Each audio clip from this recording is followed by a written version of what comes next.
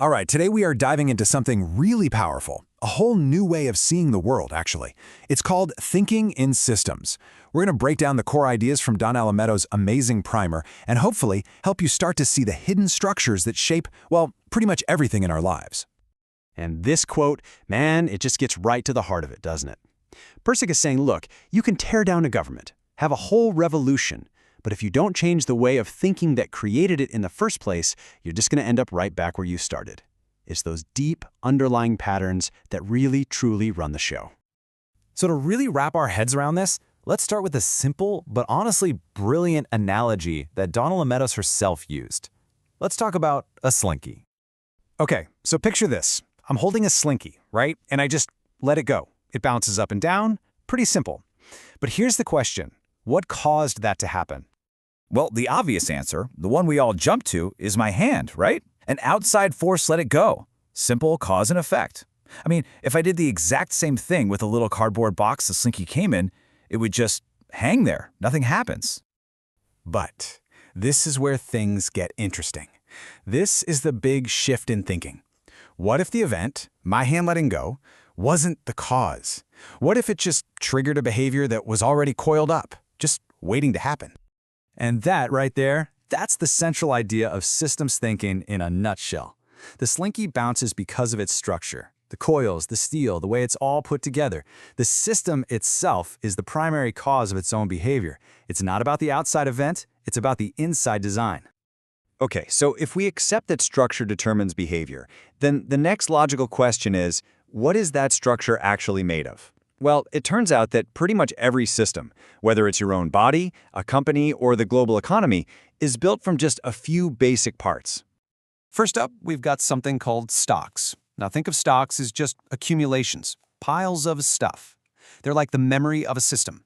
It could be something you can see, like water in a bathtub or money in a bank account, but it can also be intangible, like the level of trust you have in a relationship.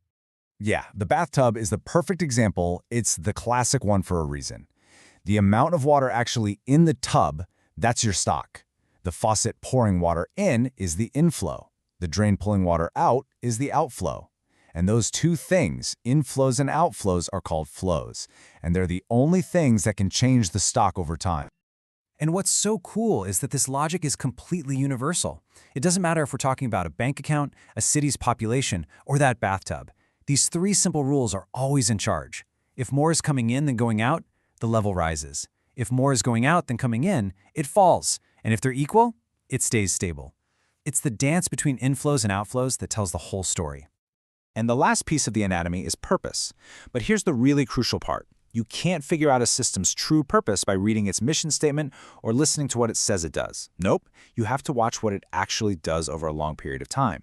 Its behavior tells you its real purpose. So we've got stocks, and we've got flows. But that's kind of static, right? What's the thing that makes a system dynamic? What makes it feel alive, like it can regulate itself? The magic ingredient is feedback. A feedback loop is what happens when information about the level of a stock, say how much water is in the tub, feeds back and actually controls the inflows or outflows. It's like the system's nervous system. It's what allows it to sense its own state and make adjustments on the fly. And these feedback loops basically come in two main flavors. You've got balancing loops, which are all about seeking stability. Think of a thermostat keeping your room at the perfect temperature. And then you have reinforcing loops, which are all about amplifying change, like a snowball rolling downhill, or a video going viral. Let's stick with balancing loops for a second.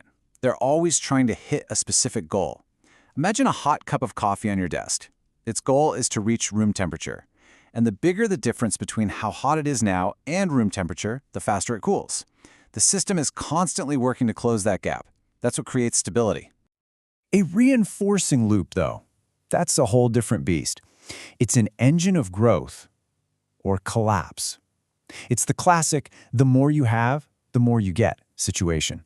Think about money in a bank account earning interest. The more money in there, the more interest it earns, which gets added to the pile, which then earns even more interest. It just snowballs. That's where you get that exponential change.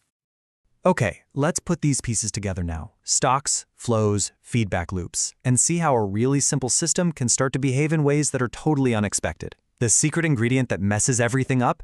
Delays. So let's imagine a car dealer. Their goal is simple: keep a stable, 10-day supply of cars on the lot. When they sell cars, they order more to replace them. This is a classic balancing loop, right? It's designed for perfect stability. Sounds easy enough. But what happens when we introduce something that exists in, the real world? What happens when we add delays?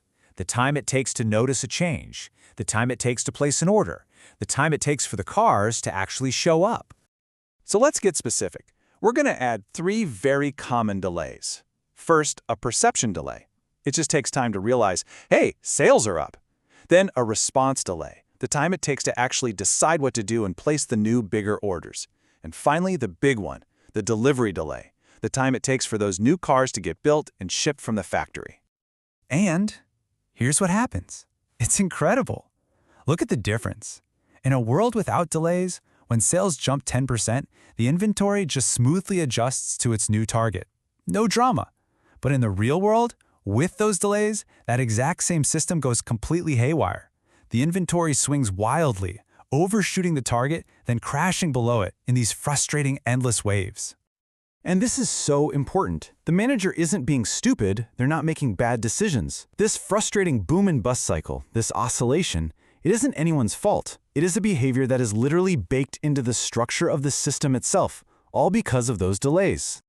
Which brings us to the real takeaway of all of this. This is the big shift.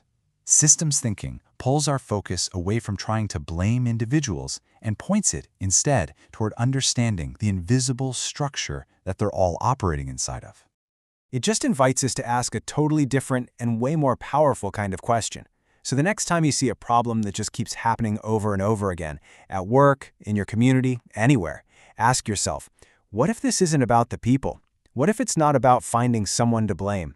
What if it's about finding the hidden rule, or the delay, or the feedback loop in the system that's driving this behavior? And maybe the most interesting question of all, what system are you a part of?